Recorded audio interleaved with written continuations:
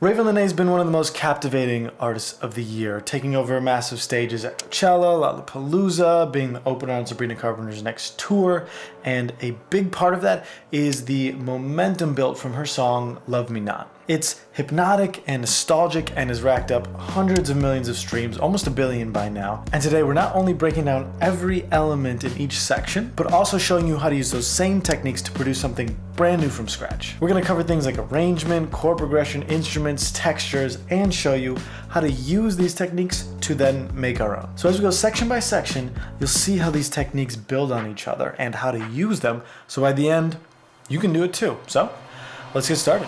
Okay, so the first thing I did is I dropped the Ravyn Lenae Love Me Not song right in here. I split it into its stems, took notes on the instruments that came in, when they came in and out, how complex or what their parts were kind of like, key, BPM, the mood, and then I also took like the full composition structure and just put some names to the sections. And so once I had all of that, I also transcribed a bunch of it. So I used Melodyne to analyze it and understand what are the notes being played, so I can get the chords, and then how all of these parts that I transcribed, you can see how they like interact here and make the full composition besides the vocals. So if we get rid of all of that, once I had all these notes, then I started making my own track from scratch. So I used the same instruments, the same structure. I changed the key, I changed the BPM. I used similar strategies for each section, but of course, changed things according to what I felt was best for this song as opposed to that one. So if we just start section by section and kind of compare and contrast what I heard in my notes here and then how I applied that. The intro. So when I first heard Love Me Not, I thought this was like a distorted guitar melody. But the more I listened to it, I realized it kind of sounds sampled. It had this kind of choppy rhythm to it.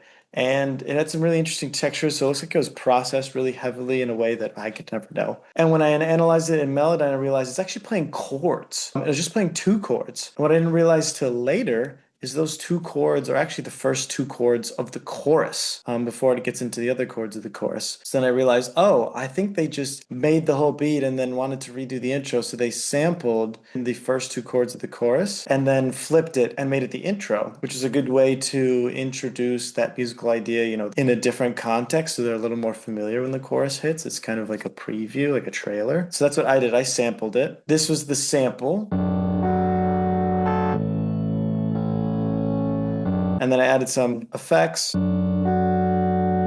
It does a little detune and cuts a little bit of the lows, put some distortion on it.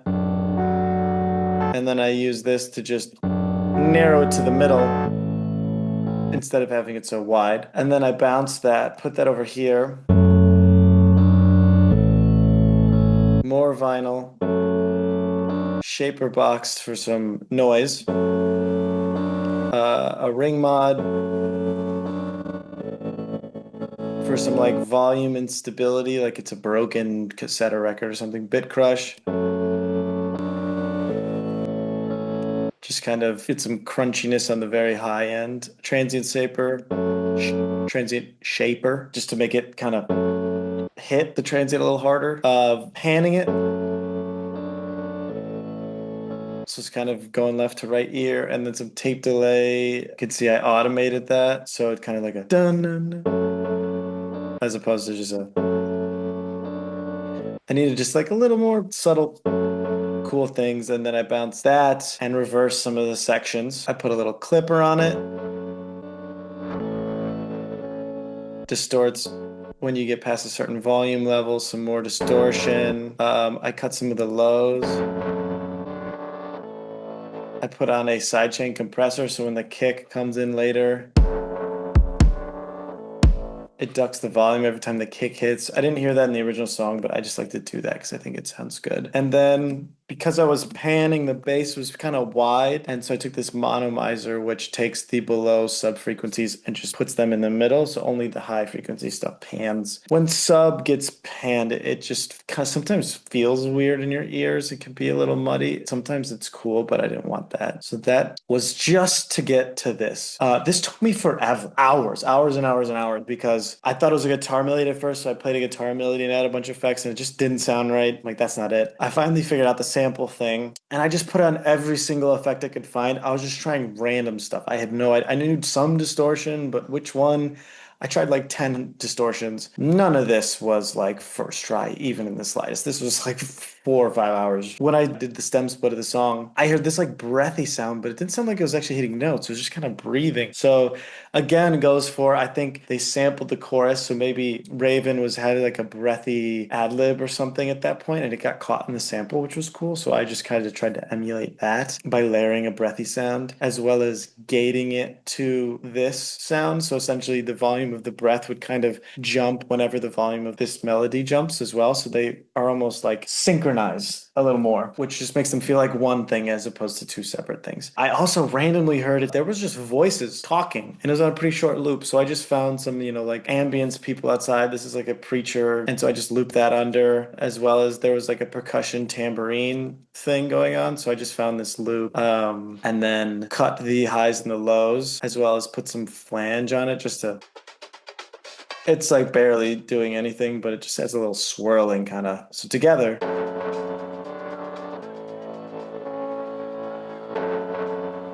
it's just ambience, but you don't hear it, you just feel it. It's very subtle. So that's the intro. This is what we're going to go into, what I call the verse. And this is where the bass comes in, the distorted pluck. You will see I have some automation here. It just dips, goes a little underwater so that everything else is a little more clear to hear. The drums come in and it sounds like this.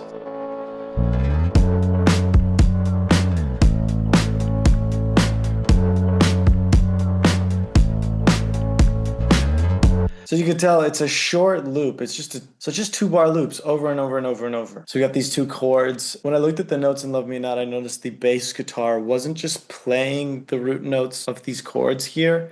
It's kind of harmonizing with them. It was also a very simple part. It just kind of felt like, chill, laid back, lazy. So that's what I tried to do when I played this in, but you could do this with a bass guitar plugin and it'd sound just fine. I don't play bass guitar, so I couldn't do a lot of like the subtle slides or little notes that a good bass guitar player would probably do. So I just played like each note in individually and comped it together. So you don't really know how to play bass to get it down. But the drums, very simple, really cool textures, really cool sounds, but were very simple, barely changed at all. There wasn't like any crazy fills. There wasn't any super, like, it just never called your attention to it. It just maintained this really nice groove, though. The swing on the hats, especially, like,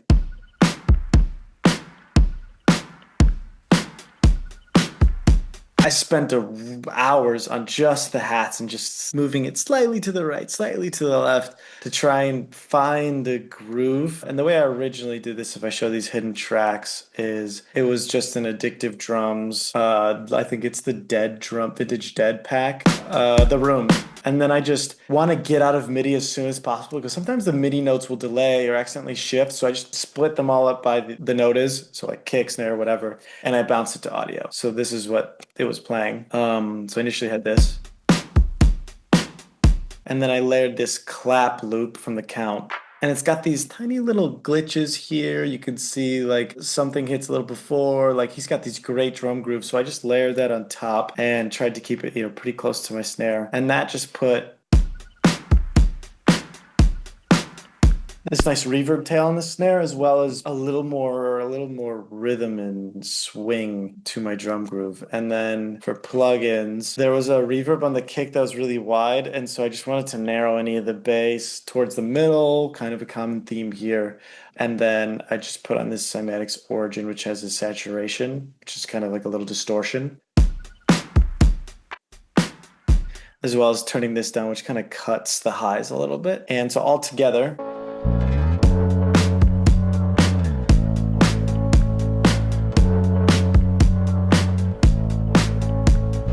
cuts here to where it's just the claps. And then the next section is the chorus. So in the chorus, something cool happens. It expands from a 2-bar musical idea to a 4-bar musical idea. So over here, it would loop here, here, here, here, and the musical idea would repeat. But now, this whole section is a musical idea.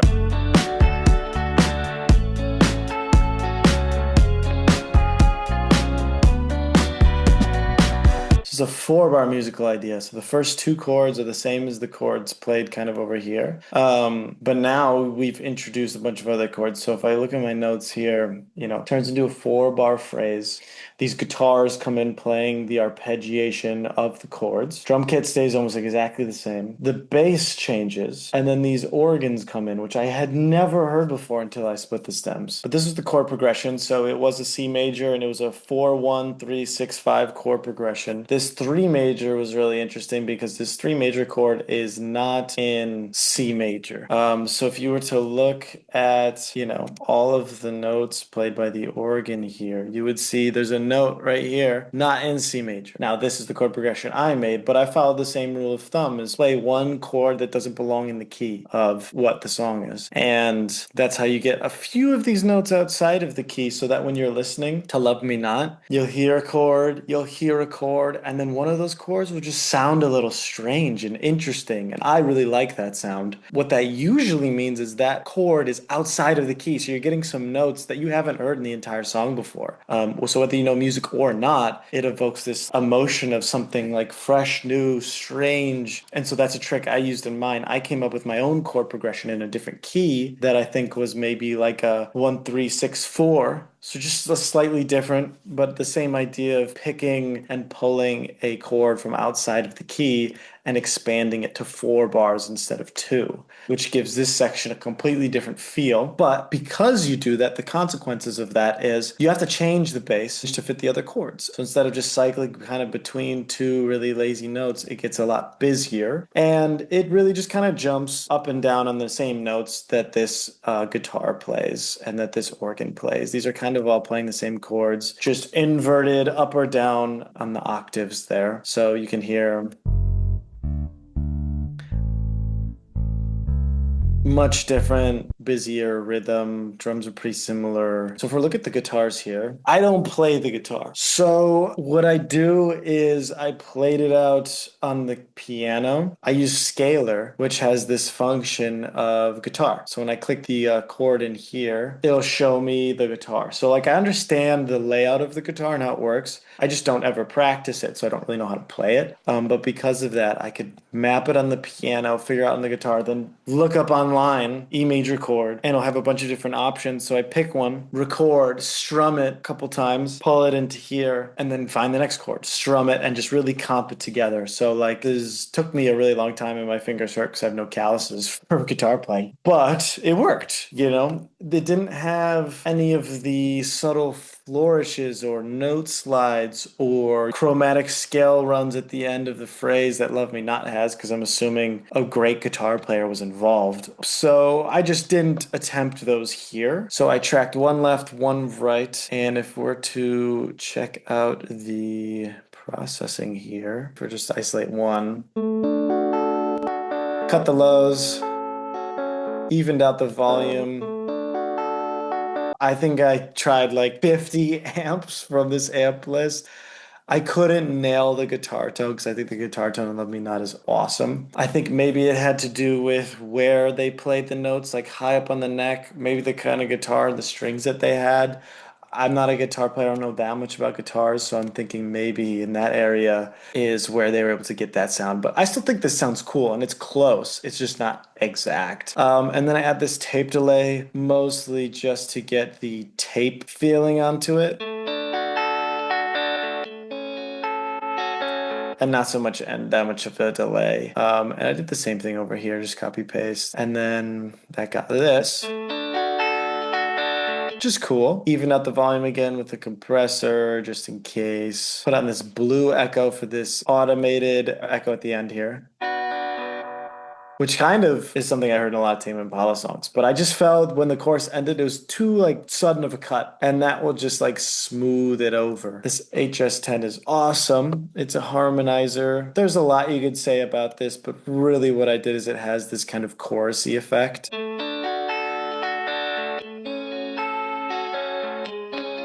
But it also does some like pitch warbling. You can see that number kind of fluctuating, and it just slightly makes it sound really cool. And then just cut the highs a little bit because I thought they were a little sharp. And then I just use this to kind of cut that out, which I hope just softened it a little because the frequencies were kind of hurting my ears a little bit. Okay, the bass, really nothing crazy, just boosting the sub a little bit, cutting the highs, just kind of keeping it out of the way. Damn, that organ's annoying. Whenever I pause on the organ, it just keeps running, which is why I should bounce it to audio. Like, I know I should. This is cool. So in Love Me Not, if you had asked me before I did this, Love Me Not have an organ, I'd be like, yeah, it comes in on the bridge. It's sweet. It's in so much of the song, but it's so quiet at the back, you can't hear it unless you're looking for it. When I split the stems, I could hear it as clear as day. It's playing the same chords as the guitar, maybe, some notes an octave above or below, just kind of spread out. So without it, cool, put it in. You feel it. You don't really hear it, but you feel it. Right in the gaps. So like, no kick or snares really hitting on that spot. So it's kind of like a silent opening. So I just threw those in there. In Love Me Not, I looked in Melodyne at the chords being played and I saw, the organ was pretty spread out. And these are actually, they were the same notes. They're just up an octave inverted upwards with the bass notes overlapping. And it just adds a nice little harmony there. And then let's move to what I call the post. And they just reversed the drums. And I think she was just singing or humming something, a melody, so no real lyrics, I don't think. And then it goes into the verse, actually. So I thought this is kind of like an interesting pause you can just throw in there. And we're back to simple bass line, 2-bar musical idea. Everything is the same as before here. Drums are the same. But we've got this that comes in. So this guitar will remind you of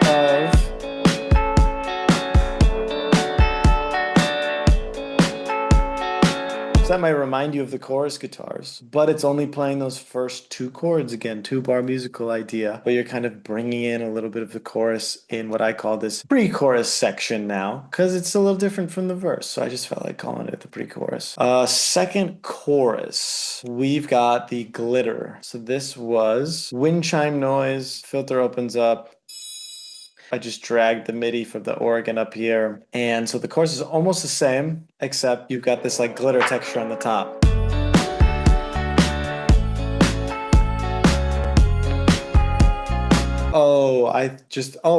In Love Me Not, this wood block sounding percussion instrument comes in, or even cowbell. I tried a bunch of wood blocks and cowbells, like 10 different ones from Splice. I didn't think they sounded good. So I just decided like, okay, well, it's a percussive, subtle instrument that you can't really hear, but helps with the groove. So I found a tambourine that I think accomplished the same thing. So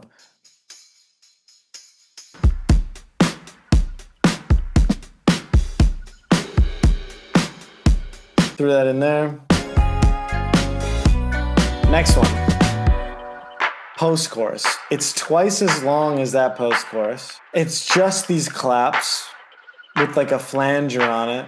And she's just doing like a ton of vocal harmonies. It kind of sounds like a pad, like it just fills up all the space. So no instruments really needed here. So they gave her all the space, which is great because she sounded so good. And then, because we go into the bridge, it might not even actually be a bridge because I had always thought, most people in bridges and songs, that you introduce new chords. And this bridge always felt so fresh and new that I just had assumed, oh, they're using different chords. Also because I never heard the organ in any other section of the song besides websites here. So I'm like, oh, cool. They bring in a new instrument with new chords and it sounds awesome. This bridge is amazing. No, it's the same chords. They just add this counter melody arpeggiato organ on top that's like 1,000 octaves high. Like it's so high piercing in my ears, which is a crazy decision. And it sounds cool. And you just keep some of the drums in here, like the claps and the tambourine. I chose to add like an organ slide. I don't think that's in Love Me Not, but I mean, they should have because this always sounds cool. But yeah, it sounds like this. Same organ, stock Logic organ. I put a cassette on it. Does a little bit. This is like a melody, really high up. I use scalar, arpeggio, these settings here to just. It's the same chords as this. I just took out some of the bass notes and then took some of the notes at random and just put them an octave up. So it's same notes, but in different octaves. And then they're arpeggiating it. So it kind of adds like a nice little melody. And then a bit of guesswork here on my part. But what I thought I heard was another organ melody that was like 100% soaked in reverb. So I turned this reverb up all the way. And I found a new organ sound, but I did the same thing. I changed some notes into different octaves, spread it out a bit differently than that one, and then chose a different kind of arpeggiation. And then the cassette has a spread here, which actually pans both of them. So they're kind of like passing each other and playing different notes. Pull the glitter in. So all this comes together. And then everything we've been talking about comes together in the last chorus.